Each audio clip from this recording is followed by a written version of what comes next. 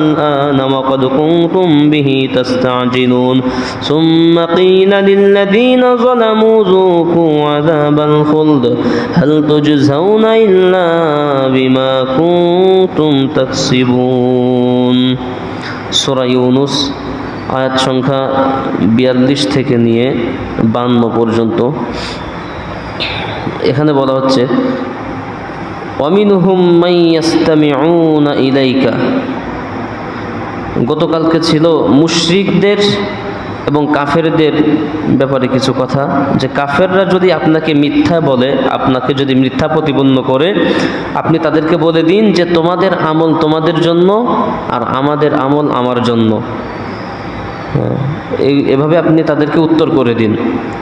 এরপরে বলা হচ্ছে যে এই কাফেরদের মধ্যে কিছু লোক রয়েছে এমন, ওয়ামিনহুম মান ইয়াসতামিউনা ইলাইকা, যারা আপনার কথার প্রতি তারা কান পেতে থাকে, যে দেখি মুহাম্মদ কি বলে, দেখি কি বলে, আপনার কথার প্রতি তারা এভাবে কান লাগিয়ে থাকে।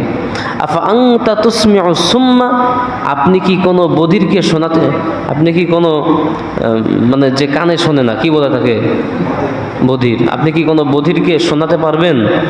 ওয়ালাউ কানু লা ইয়াকিলুন, যদিও সে বোধশক্তি তার না থাকে, তো তারা যে কান পেতে আছে, যে কাফেরেরা আপনার কথার প্রতি কান পেতে থাকে, আপনি তাদেরকে শোনাতে পারবেন না, কারণ তাদের কোনো বোধ শক্তি নাই, ভালো মন্দ বোঝার কোনো ক্ষমতা তাদের নাই।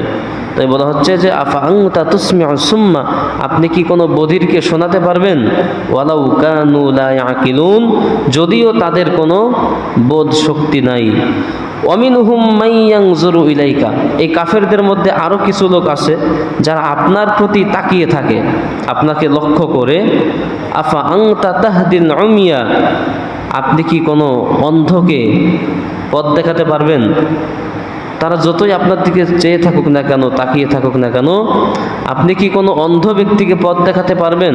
যদি বলি একটু অন্ধ শুনছে, আচ্ছা আমি এখান থেকে ইপিজেড যাবো কোন দিক দিয়ে, আপনি যতই বলে দেন এখান থেকে ডানে যাবেন, ওখান থেকে একটু বামে, তারপর একটু মোড় ঘুরে ডানে যাবেন, এইভাবে বললে তো